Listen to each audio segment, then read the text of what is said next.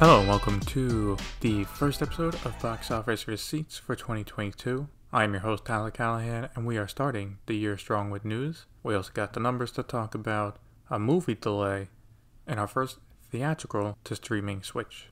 Let's get to it.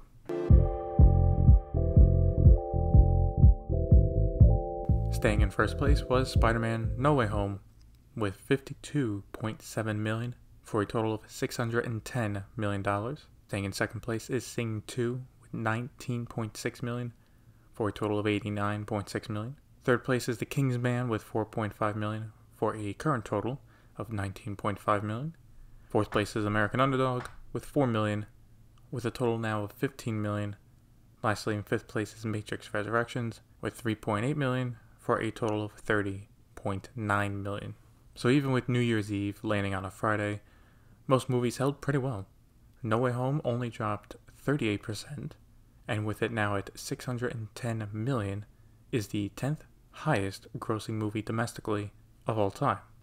The Kingsman also only dropped 24% compared to its previous weekend, which is fantastic for it. Only issue is it's based off its very low opening. So while it's holding great, not a lot of people are still watching it. I also have to mention how well Sing 2 is holding, with only a 12% drop compared to its opening weekend. An amazing hold. One film that did not have a great hold like everyone else was Matrix, which dropped 64%. This is not too surprising though, as word of mouth has not improved, and it's the only movie in the top 5 that you can stream at home. Opening this week, we have a film from Universal called The 355, which is a female spy team in a globe-trotting adventure. I do not expect this to do well because the title is not good.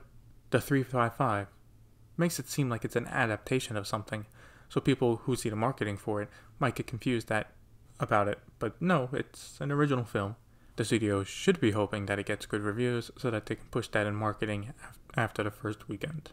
In China, we got a few new films which helped out the box office. Opening in first place was Embrace Again with $84.52 million. Opening in second place was G-Storm with $52.38 million, the final film in a series about ICAC investigations in Hong Kong. Third place was Another Me with $28.17 million. Fourth place was Lost and Found with $19.5 million. Though it looks like it might be dropping fast, I noticed footed dailies are dropping like a rock. It made $12 million on the opening Friday to just over $2 million on Sunday. I'm going to take that as really poor word of mouth for that film. Finally, in fifth place was Fireflies in the Sun with $12.78 million for a total of $141.56 million. For worldwide numbers, No Way Home continues to dominate, with it making $78.3 million internationally for a worldwide total of $1.37 billion. Sing 2 made another $17.2 million for a worldwide total of $144.6 million. The Matrix Resurrections got some small good news over the weekend, making $13.6 million internationally and passing the $100 million mark with $106 million worldwide. This is being carried by international markets heavily right now. The Kingsman made $14.1 million for a worldwide total of $47.8 million. Then Encanto is at $205.7 million worldwide, ahead of its release in China, and West Side Story is at $47.2 million worldwide. Before we go into other news, I did want to make a quick mention about the UAE market. I saw this from Deadline, but apparently UAE has created a new 21 plus rating for films released there, and West Side Story got approved for release with that rating. There is still no release date, but it being approved without any cuts shows that the country is willing to allow films they normally wouldn't, but just, approve them for an older audience, which for now is a good middle ground. And we have our first delay in 2022, and it's Morbius. Yes, set to be released just 3 weeks from now. Sony has instead decided to delay the film to April 1st. They did not say why. However, Deadline is saying that it's hearing it is due to No Way Home doing so well, with the film doing better than expected. It looks like Sony wants to ride that out and not cut it short by releasing another Marvel film so soon. That does make sense, but if I was to put my conspiracy hat on for a minute, maybe the positive audience reaction to certain characters, Sony might try to film and throw in a quick reshoot or two adding them into Morbius to build up the universe a bit more. I could be completely wrong about that, but I'm also trying to think why April 1st and not, say, sometime in March. Now, it'll have to go up against Sonic 2 and Secrets of Dumbledore instead. Not an easy schedule. Well, we are back with VOD Premium thanks to actually getting some big news this week. First, let's go to Apple, as they have been pretty busy, for their film Kit Bag, directed by Ridley Scott and starring Joaquin Phoenix as Napoleon. Jodie Comer has dropped out of the film. She was set to play Empress Josephine. As for why she dropped out, it was due to scheduling conflicts. In her place, Deadline is exclusively reporting that Vanessa Kirby will be playing the role.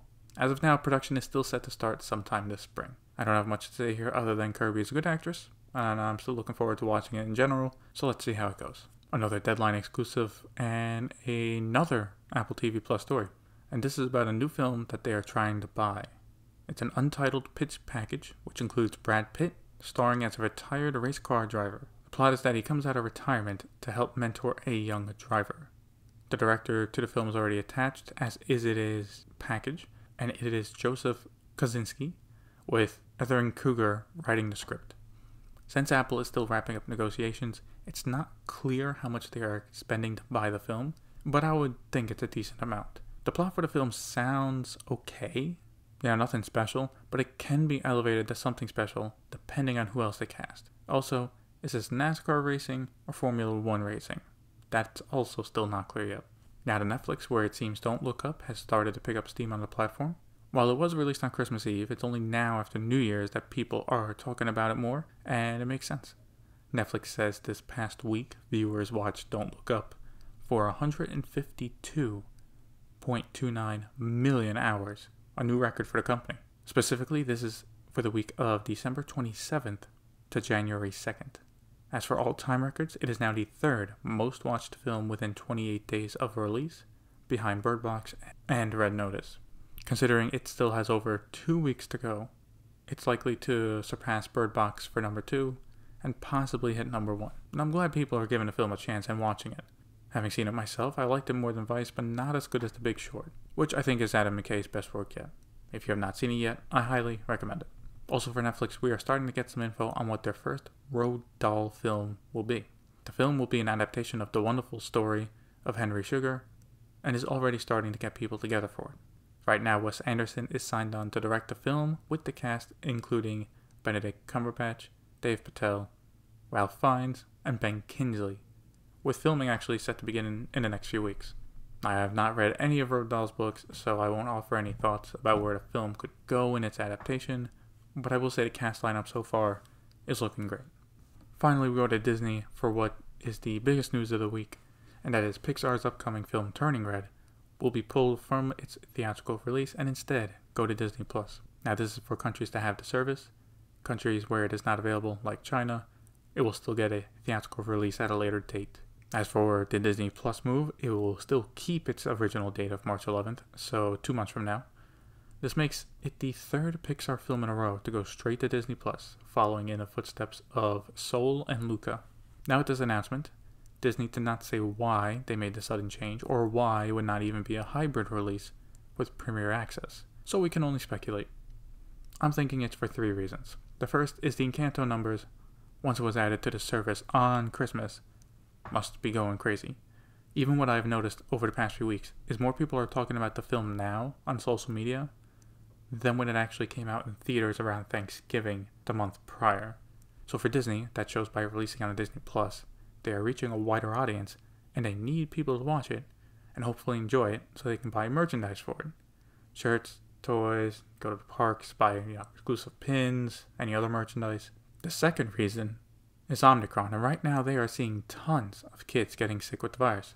You can see articles reporting on more and more needing to go to pediatric hospitals, more than normal. So while hopefully this spike will be gone by March, it would not look good from a PR angle that families are dealing with their kids being sick. The mess is, causing issues with schools, and then Disney shows up like, hey, I know school's a mess right now. I know your kids are sick with corona. How about you go watch the new Pixar film in theaters, huh? Yeah, not the best PR. The third part of this is the Pixar brand. When people think Pixar, they think quality, and Disney knows this. So, by adding a new Pixar film at no extra charge, it helps get people to sign up or keep their current subscription. I would also hope Disney knows that if they keep doing this, they run the risk of diluting Pixar's brand reputation. Overall, it looks like Disney did not want to delay the film, and instead chose the safest option, PR-wise, and will also use this to help keep Disney Plus subs. I do feel bad for everyone at Pixar though, because they work on these films expecting a theatrical release, and for the third straight time, they do not get it. I also do think if Omicron was not an issue, it would stay theatrical. I think the sudden spike plus what I would assume giant numbers for Encanto on streaming persuaded them to make the move. And finally, I would be really surprised if they do this for Lightyear this summer.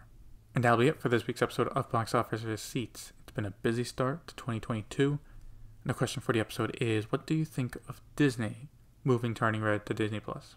Do you like or hate the move? Let me know on Facebook. Link to the pages in the show notes. See you next time.